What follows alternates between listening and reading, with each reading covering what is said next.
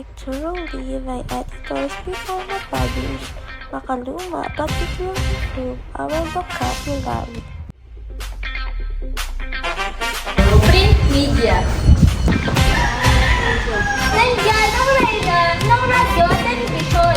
Will legit, never nalalate sa information. Walang wifi, walang problema. Broadcast media!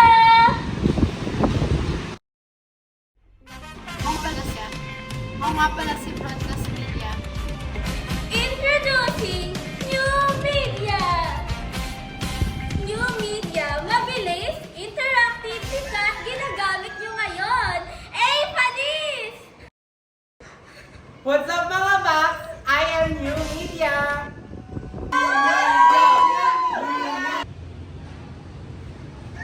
First round!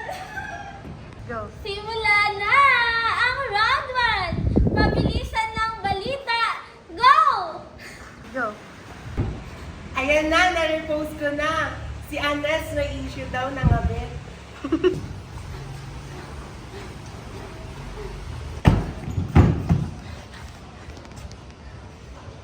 Hindi lahat na nakikita mo sa social media ay totoo. Huwag maniniwala sa fake news!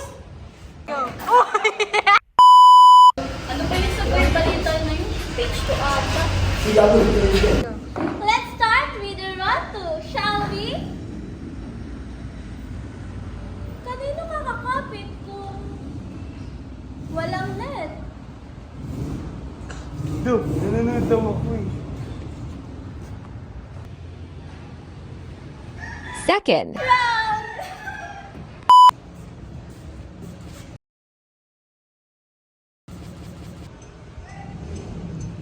Parang bigla na lang nag-loading ah.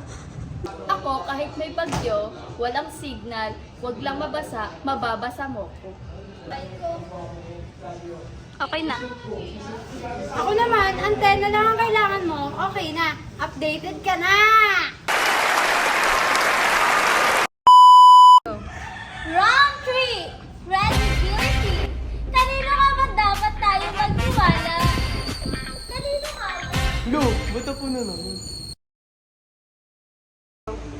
Ay, yung mga pinapayag namin napapanahon.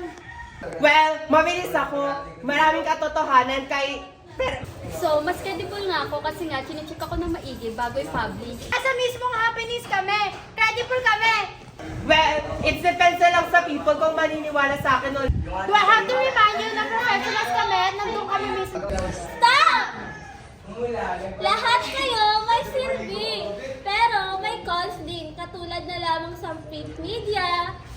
Credible, mabilis, pero hindi na-update. Sa broadcast media, napapanahon, pero kapag walang signal, wala rin. Sa new media, pang-entertainment, fun, pero batak sa fake news.